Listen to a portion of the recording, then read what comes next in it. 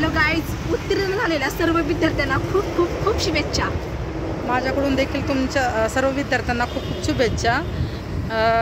तसेच खूप अभ्यास करा, खूप शिका।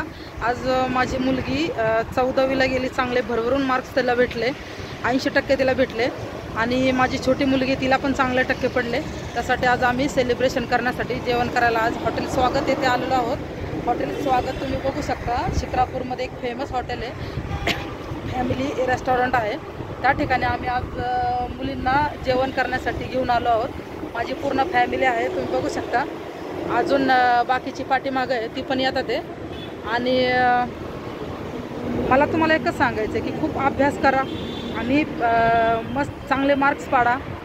तसेच आईवडिलांना देखील माझं हे सांगणं आहे की मुलांवर जास्त प्रेशर टाकू नका। त्यांना प्रामाणिकपणे तुम्ही समजून सांगा की तुम्ही अभ्यास केला पाहिजे, त्याच्यावर प्रेशर टाकू नका। प्रेशर टाकलं तर ती मुलं हँग होतात आणि ते अभ्यास काही करत नाही। तुम्ही जेवढं त्यांना समजून सांगताल, समजून घेताल, तेवढं ते मुलं चांगला अभ्यास करतील। आणि कृपा करून त्यांना मोबाईलपासून लांब ठेवा, कारण मोबाईल त्यांना देऊ नका। जर तुम्ही त्यांना मोबाईल दिला तर ती मुलं खरोखर अभ्यास करणार नाही आणि ती मोबाईलच बघत बसतील।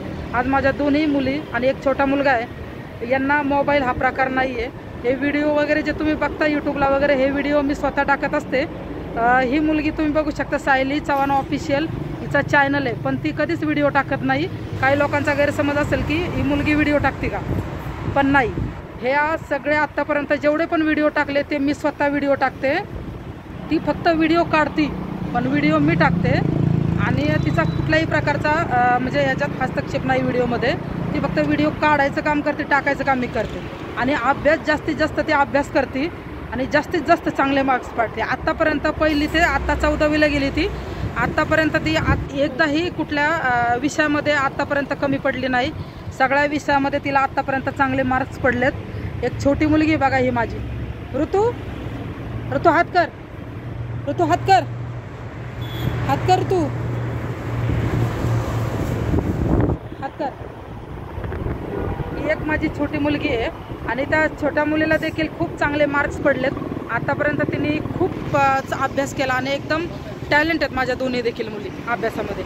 त्यामुळं मला माझ्या दोन्ही मुलींचा अभिमान वाटतो आणि खूप खूप अभिमान देखील वाटतो की खरंच अशा मुली नशिबाने भेटतात। आणि मला 2 मुली आणि 1 मुलगा आहे, ते खरोखर हुशार मुलं आहेत आणि प्रामाणिक आहे आणि एकदम संस्कारी मुलं आहेत। ते कुठल्याही माझ्या सल्ल्याशिवाय आणि मला विचारल्याशिवाय कुठली कामं करत नाही आणि प्रामाणिकपणे अभ्यास करतात।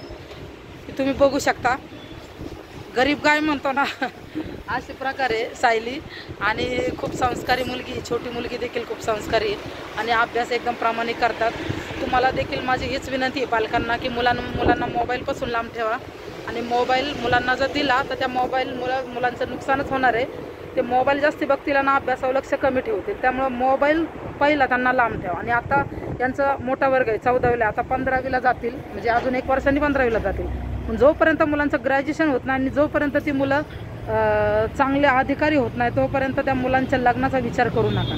जर तुम्ही त्यांच्या लग्नाचा लवकर लग्न करून टाकलं तर लग्न झाल्यावर कशावरून ते नवरा किंवा त्यांचे सासू सासरे त्यांना शिकवतील, शिकूच शकत नाही। जे आई वडिलांचे तर शिक्षण पूर्ण होईल ते लग्न झाल्यावर होऊ शकत नाही। त्यासाठी मुलांना जास्तीत जास्त शिकवा, त्यांच्या स्वतःच्या पायावर उभं करा व त्यांना चांगली जोपर्यंत नोकरी लागत नाही तोपर्यंत लग्नाचा विचार करू नका, ही मी पालकांना विनंती करते। आणि पुन्हा एकदा माझ्या फॅमिलीकडून सर्व उत्तीर्ण विद्यार्थ्यांना खूप खूप खूप साऱ्या शुभेच्छा।